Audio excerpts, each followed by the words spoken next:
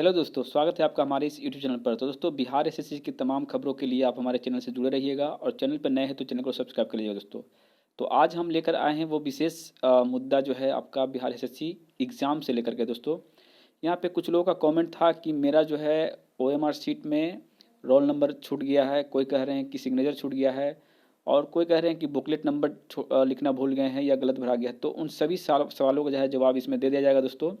तो चलिए इसी के ऑफिशियल नोटिफिकेशन में हम देखेंगे, नीचे दिशा निर्देश दिया गया है। देखिए यहाँ पे देख सकते हैं महत्वपूर्ण निर्देश पॉइंट नंबर 10 में आप देखिएगा और यहाँ पे बताया गया है कि किस किस कारण से जो है आपकी अभ्यर्थी रद्द की जा सकती है और आपका ओएमआर चेक नहीं किया जा सकता है। चलिए दोस्तों, यहाँ पे हम स्टार्ट करते हैं, एक एक करके समझते हैं, ठीक है।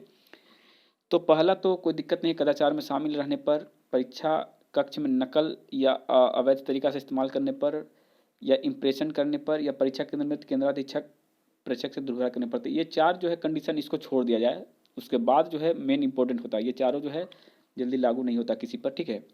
पांचवा देखिए, परीक्षा केंद्र से प्रश्न पुस्तिका ओएमआर लेकर चले जाने या फिर फाड़ देने या फिर किसी अनधिकृत व्यक्ति को उपलब्ध कराने पर यहाँ पर जो है आपको परीक्षा से अब अभ्यर्थित्व जो है वो रद्द किया जाएगा। तो हमें तो लगता नहीं कि कोई लेकर भागे होंगे, कुछ लोग होते हैं जो लेके चले जाते हैं, तो उनका यहाँ पे साफ साफ खत्म हो जाएगा दोस्तों, ठीक है। दूसरा है, परीक्षा कार्य में संलग्न पदाधिकारी या कर्मियों को धमकाने या शारीरिक रूप से क्षति पहुंचाने पर भी जो आपको ये किया जा सकता है। और सबसे जो इम्पोर्टेंट बात है दोस्तों, यहाँ पे आइएगा, स्टार मार्क लगा देता हूँ मैं यहाँ पे। देखिए यहाँ पे ये वाला पॉइंट देखिएगा, यहाँ पे लिखा हुआ दोस्तों कि अनुक्रमांक सही तरह से नहीं भरने या गोले को नहीं भरने पर, ठीक है। यानी कि आप अगर रोल नंबर जो है वो सही से नहीं भरते हैं और नहीं बताया गया, यानी कि या किया गया, यानी या तो आप सही से भरे हों या फिर गोले को सही से रंगे हों। अगर गोला सही से रंगा हुआ है दोस्तों, तो मैं गारंटी देता हूँ आपकी जो है ओएमआर चेक होगी, ठीक है। और उसके बाद चलिए आगे बढ़ते हैं दोस्तों। ये तो रोल नंबर की हो गई। उसके बाद यहाँ पे देखिए प्रश्न पुस्तिका की बात की गई है, ठीक है। यहाँ पे बता दूँ, एक मिनट देखिए, प्रश्न पुस्तिका संख्या अंकों में सही तरह से नहीं भरने या गोले को सही सही नहीं भरने पर भी जो आपको अभ्यर्थित्व जो है वो रद्द हो जाएगी दोस्तों, ठीक है। यानी यहाँ पे आपका जांच नहीं होगा। तो देखिए बताया गया है, सही से देखिएगा कि प्रश्न पुस्तिका संख्या जो है यानी बुकलेट नंबर, उसको आप सही से भर देते हैं और या फिर सही से गोला करते हैं, तभी आपकी जांच होगी, वरना नहीं होगी। तो जिनको भी ये लगता है कि उन्होंने बुकलेट नंबर नहीं भरा है या फिर गलत भरा है, तो उनका यहाँ पे ओएमआर चेक नहीं होगा, ठीक है। अब उसके बाद देखिए, उपस्थिति पत्र में निर्धारित स्थान पर हस्ताक्षर नहीं करने पर आपका अभ्यर्थित्व जो है रद्द कर दिया जाएगा, भले ही आपका ओएमआर परीक्षा केंद्र से प्राप्त हो गया हो। तो ये क्या है दोस्तों, तो ये बता देते हैं दोस्तों। ये होता है, आपको पता है कि एग्ज़ाम के दौरान आपको जो वहाँ के टीचर होंगे एक फाइल लेके आए हुए हैं या फिर एक पेज लेके आए होंगे, जिसमें आपका बुकलेट नंबर और आपके सिग्नेचर और आपके थंब इम्प्रेशन, तीन चीज़ की मांग की गई होगी। तो अगर उनके द्वारा दिए गए जो पेपर होता है उसमें अगर आपने साइन किया है तो ठीक है, अगर आपने नहीं साइन किया है और आपका ओएमआर भी जाता है तो आपको अभ्यर्थित्व जो है वो रद्द कर दी जाएगी। यानी आपने पर्यवेक्षक के द्वारा जो है अपना सिग्नेचर जरूर किया होगा, ठीक है।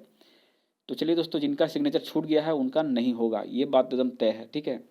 अब आगे बढ़ते हैं दोस्तों कि परीक्षा केंद्र पर परीक्षा अपने निर्धारित स्थान पर ही पर नहीं बैठकर, बल्कि अन्य अभ्यर्थी के स्थान पर या किसी और के बैठकर परीक्षा दिया किसी और जगह पे, तो वो भी अभ्यर्थित्व जो है रद्द हो जाता है। वो कोई बड़ी बात नहीं है, कोई अपने जगह से नहीं हटता, ये हम जानते हैं, ठीक है।